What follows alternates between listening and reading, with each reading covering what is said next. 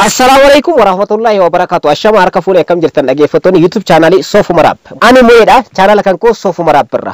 Egaa video kana keessatti oduu gaddaa ta'e tokko isin qabadhee dhufee jira. Itoophiyaa keessatti emailii fi YouTube'n yeroo ammaa kana banachuun hin danda'amu jechuudha. Emailii haarawaa banachuu hin dandeessanii, YouTube channel keessanillee haarawaa banachuu hin dandeessanii.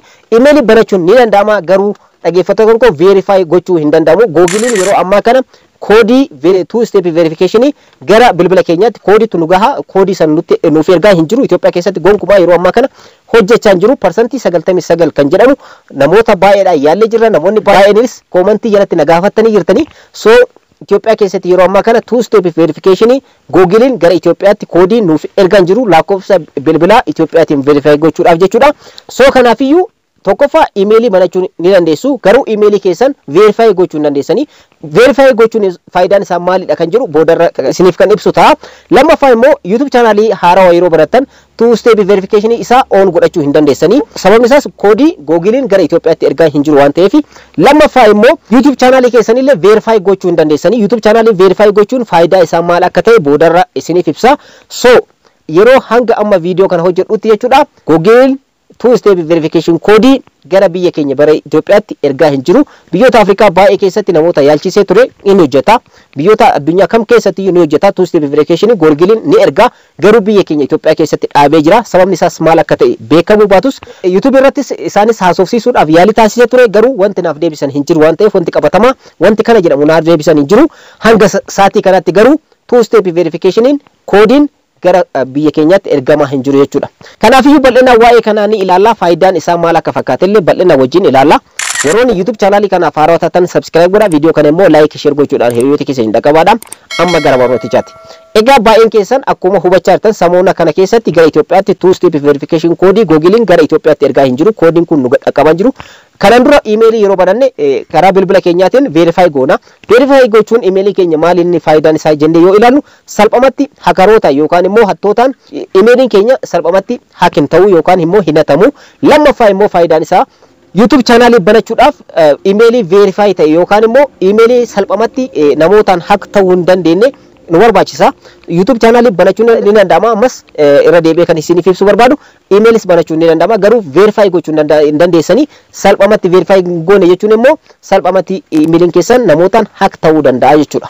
Two step verification on hin taane waan ta'eef. Egaa inni lammaffaadha immoo YouTube channel keessan banachuu ni dandeessanii. YouTube channel keessan garuu verify gochuu hin dandeessan. Fakkeenyaaf akkuma asirratti argattan YouTube channel kun isa verify ta'edha. Akkuma asirratti argattan jechuudha.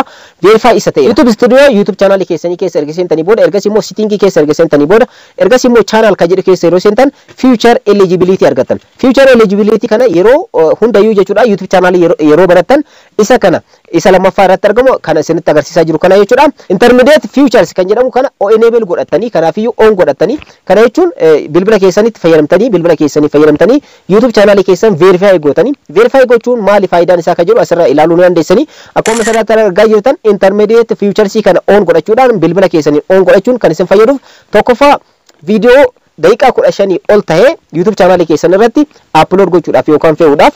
Lammaffaa immoo custom thumbnail itti fayyadamuudhaaf. Sadaffaa immoo live streaming yookaan immoo live seenuudhaaf YouTube channel keessan irratti live seenuudhaaf kan isin barbaachisu YouTube channel keessan bilbila keessaniin verify gochuudha jechuudha. So kanaafiyyuu lakkoofsa bilbila Itoophiyaatti fayyadamtanii YouTube channel keessanillee verify gochuu hin dandeessanii. YouTube channel keessan verify hin gootan taanaan immoo YouTube channel keessan salphamatti hattootaan hakarootaan hatamuu danda'a jechuudha. Inni biraa immoo dhageeffattoota kan koo wanti isiniif ibsuu barbaadu YouTube channel keessan monetization gochuu hin dandeessan. Seera monetization keessaa tokko two step verification on godhachuudha. Two step verification immoo koodiin sun karaa Itoophiyaatti ergamaa jiru lakkoofsa bilbila Itoophiyaatiin jechuudha.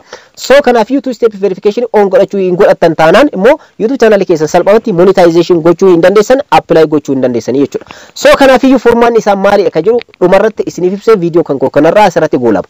Dhumarratti wanti isiniif ibsuu barbaadu ammaan booda two step verification kanatti fayyadamuudhaaf lakkoofsa bilbilaa hiriyoota keessaniin warroota biyya alaa keessatti argaman biyyoota addunyaa kanarratti argaman kam keessayyuu haa jiraatanii bilbila isaaniitti fayyadamtanii verify gochuu ni dandeessanii. Verify gochuun ni dandeessan bilbila biyya saniitiin jechuudha. Salphamatti verify gochuu ni dandeessanii. So kanaafiyyuu bilbila hiriyoota keessanii waa'iloota keessaniitti sanitti fayyadamtanii two step verification kanallee darbuu ni dandeessan jechuudha salphamatti. So wanti kun sirraa'uu danda'a dhaggeeffattoota kan koo eerii sisteemaa ta'uu danda'a rakkoo sisteemaa ta'uu danda'a so dhagammatti wanti ifa ta'e jiraachuu baatus rakkoo sisteemaa ta'uu danda'a so Itoophiyaa keessatti garuu wanti kun hojjechaa kan jiredha hangammatti kan ilaalaa jiru jechuudha torbeewwan lamaan darban keessatti hanga viidiyoo kana hojjedhutu jechuudha oduun kun soba warroota jettaniif immoo viidiyoon kun hanga hojjetametti wanti kun hojjetaan jiru ammaan booda immoo viidiyoo kana erga hojjedhe booda jechuudha wanti kun sirraa'uu danda'a ammaan booda jechuudha sirraa'uu danda'a sisteema waan ta'eef kana isiniif ibsuu barbaadeeti garuu wanti isin rakkisu tokko illee hin jiru wanti isin yaaddeessu illee hin jiru sisteemni kun yeroo gabaabaa keessatti ni sirraa'a jedhee abdadha yoo sirraa'e immoo viidiyoo gabaabtuudhaan walitti deebina hangasitti nagaan turaa isinii jecha information kana isinii dhaqqabuudhaaf dhufe warroonni YouTube channel kanaaf haaraa taatan subscribe godhaa viidiyoo kana immoo like share gochuudhaan hiriyoota keessan dhaqqabaa yeroo biraa barnoota biraatiin walitti deebina horaa bulaa